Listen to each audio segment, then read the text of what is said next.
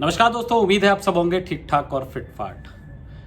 Corona काल में इंसान को संख्या बना दिया, जहां पर मौतों के जो आंकड़े थे वो रुक नहीं रहे थे।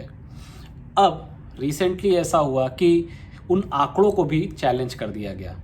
जून तक मरने वालों का, कोरोना से मरने वालों का आंकड़ा 4 लाख के करीब है, जबकि उसको चैलेंज करते हुए अरविंद सुब्रमण्यम, जो कि पहले मोदी जी के सलाहकार थे, यानी कि इकोनॉमिक एडवाइज़र थे और कई साल तक रहे, करीब 3-4 साल रहे। काफ़ी समझदार व्यक्ति हैं। Delhi university, Oxford university, Indian institute of management, Ahmedabad, मतलब बड़ी बड़ी जगहों से पढ़े हैं। और ऑफ कोर्स इंडिया के अगर इकोनॉमी एडवाइज़र हैं और मोदी जी के अंडर हैं, ऑल्दो मोदी जी को समझदार लोग काफ़ी दिन पसंद नहीं रहते, इसीलिए शायद 4 साल बाद ख़त्म हो गए।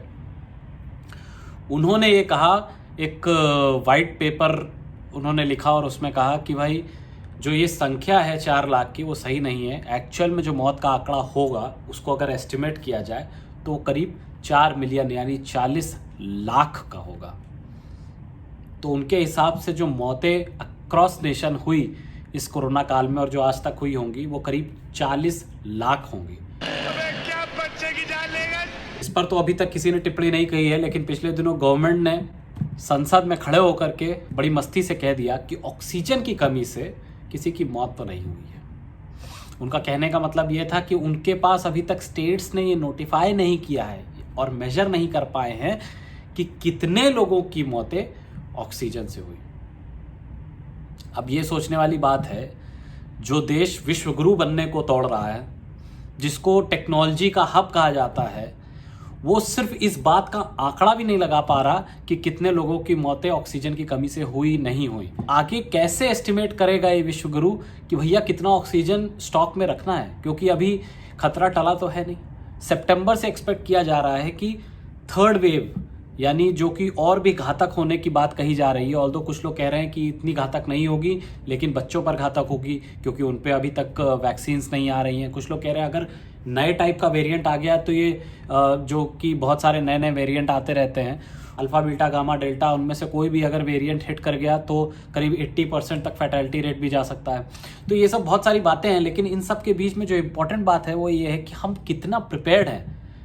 अगर संसद में हेल्थ मिनिस्टर खड़े होकर के कह दें कि हमें पता ही नहीं कितने लोगों की मौत ऑक्सीजन की वजह से हुई, या हुई भी कि नहीं हुई, उनके हिसाब से तो 0 मौतें हुई, 0 मौतें, तो ये लोग जो रो रहे थे सड़कों में वो पागल है। एडमिट है और वो ऑक्सीजन की कमी हो रही है। एंड टाइम में बता रहे हैं कि वो ऑक्सीजन खत्म हो रहा है। ऐसे कैसे कर सकते हैं ये लोग? उत्तर प्रदेश की राजधानी लखनऊ, एक एक सांस के लिए जनता झोली फैलाए भटक रही है। तो फिर सवाल वही आता है कि क्या वाकई फिर हम लोग थर्ड वेव के लिए प्रिपेयर कर पाएंगे अपने आप को, क्योंकि हमारा एस्टिमेशन ही इतना पुअर है, या फिर हम जानबूझ करके नहीं बोलना चाहते क्योंकि मोदी जी को यूपी में आके तारीफ भी करनी थी। सेकेंड वेव के दौरान यूपी ने जिस तरह कोरोना संक्रमण को फैलने से रोका वो अभूतपूर्व है।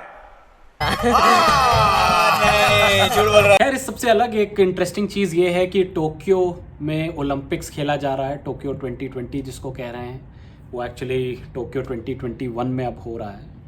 कोरोना की वजह से नहीं हो पाया लास्ट ईयर। इंडिया भी बढ़ चढ़कर हिस्सा ले रहा है।